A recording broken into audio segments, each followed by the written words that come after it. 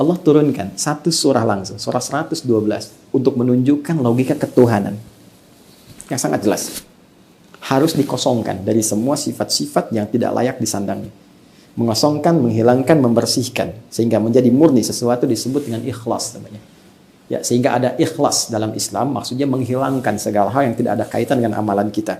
Dalam konteks ketuhanan, hilangkan semua sifat-sifat keadaan yang tidak layak disandang Tuhan. Hilangkan, tepikan, tanggalkan. Akhlasu yukhlisu ikhlas.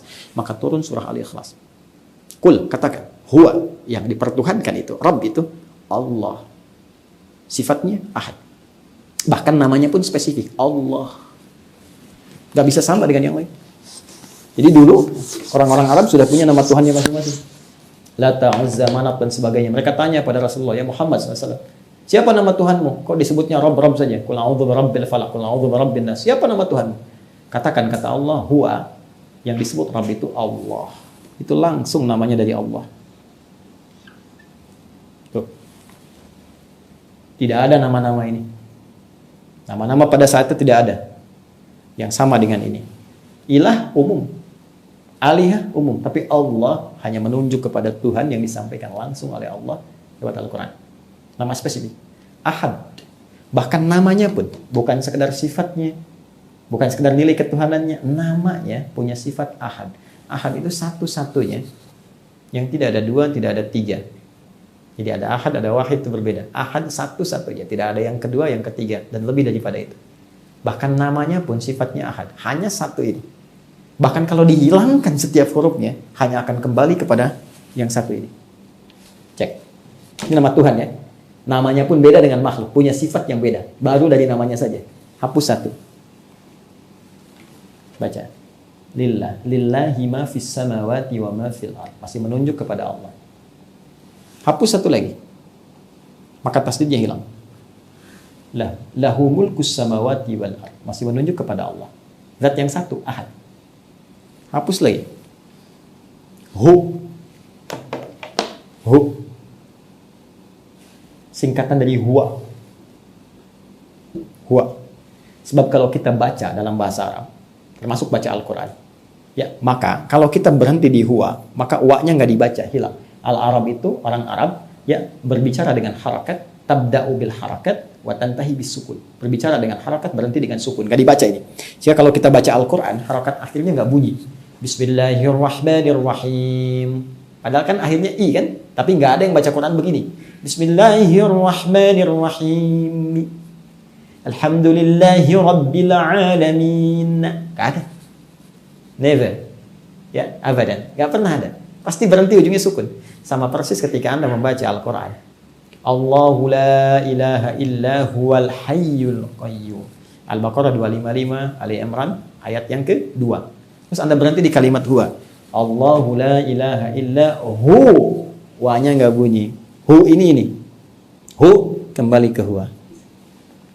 Ya, siapa huwa ini? Balik ke Al-Ikhlas lagi tadi. Qul, katakan huwa. Qul, katakan Muhammad huwa, yang dimaksud huwa ini balik lagi Allah. Punya sifat ahad tadi. Anda hapus nih. Sehingga nggak kelihatan sama sekali. Hapus. Hilang kan? Dalam bahasa Arab, yang tidak tampak, tak terlihat disebut dengan ghaib. Al-ghaib.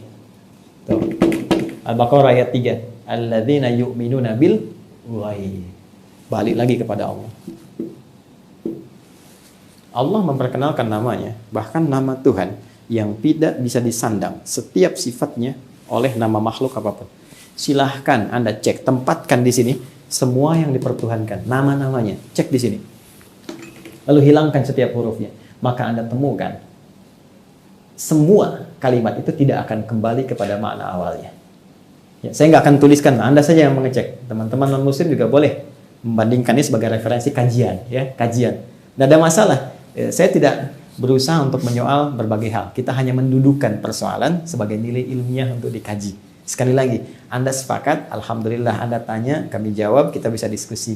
Tapi kalaupun tak sepakat, kita tidak harus mencaci. Anda boleh meyakini apa yang Anda yakini, itu urusan Anda. Ya kan, itu pilihan Anda.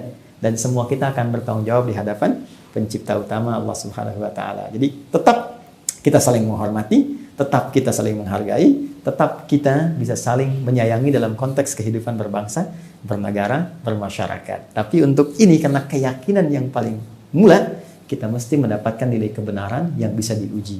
Sekarang silahkan tempatkan. Beda, saya manusia. Sekarang lihat sini. Adi. Hapus 1. Nih. Apakah kembali kepada saya? Tidak. Ade, angkatan darat. Hilangin 1 lagi. A. Tuh. Udah nggak ada. Hilangin 1. Meninggal. Anda duluan. Hilang kan maknanya. Sekarang silakan cek, itu baru nama teman-teman, belum yang lainnya. Nah maka kembali ke sini. Apa hikmah kemudian tadi? Dimunculkan kalimat wa ma unzila min qablik. 1, untuk menyampaikan nilai kehidupan yang bertoleransi. Kita bersaudara. Silakan. Dari rumpun satu generasi yang sama ke atas. Maka jangan sampai kemudian terjadi perselisihan dalam kehidupan berbangsa, bermasyarakat. Kita tinggal di Indonesia, tidak semua tetangga itu Islam semua. Ada yang Kristen tetangga kita. Ada yang Hindu, ada yang Buddha. Kan? Saling menghormati. Bisa jadi saling berbagi. Ini situasi COVID, pandemi, ada kelebihan yang Muslim bagi, jangan sampai dilewat. Bayangkan keindahan Islam. Orang Islam punya makanan, baunya nyampe ke tetangga. Kata Nabi bagi tetangga itu. Walaupun cuma kuahnya. Tapi jangan salah baca ya. Jangan Anda masuk kuahnya dibagi. Bukan. Maksudnya kalau Anda bikin kuahnya aja pun bagi. Jangan salah persepsi gitu orang nyium baunya. Ya. Tapi apakah pernah di redaksi itu ada muncul kalau tetangga Anda Islam? Tidak. Mungkin Anda tinggal di tempat yang Anda minoritas. Ya.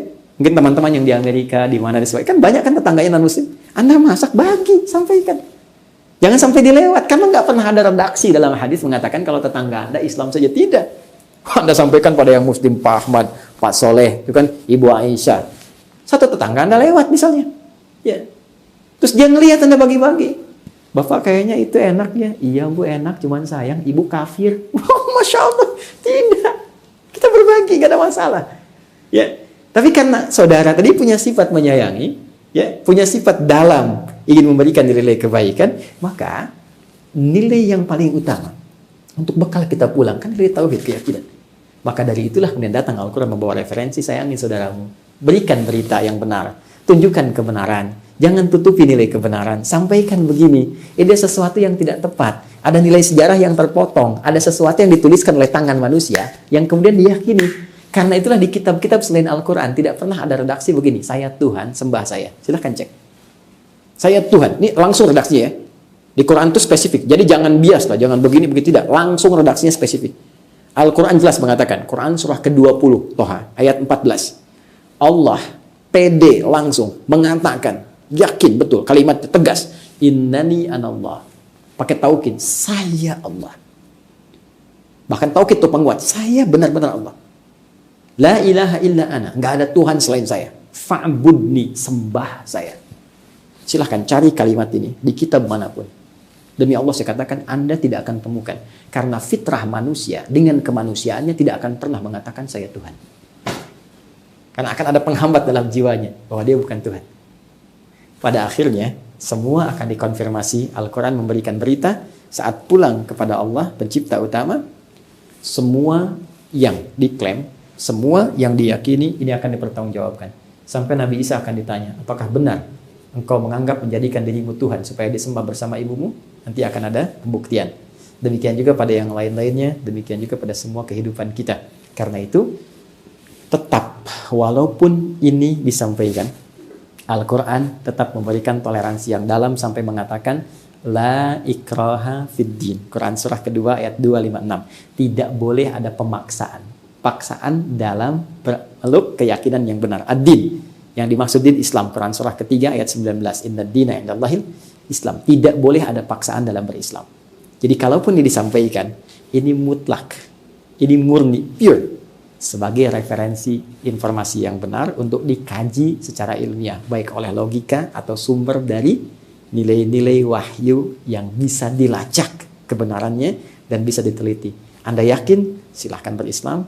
Kalau belum yakin, silahkan banyak belajar. Dan Anda bisa memilih apa yang Anda yakini. Dan setiap kita akan bertanggung jawab. Objektif kan? Fair kan?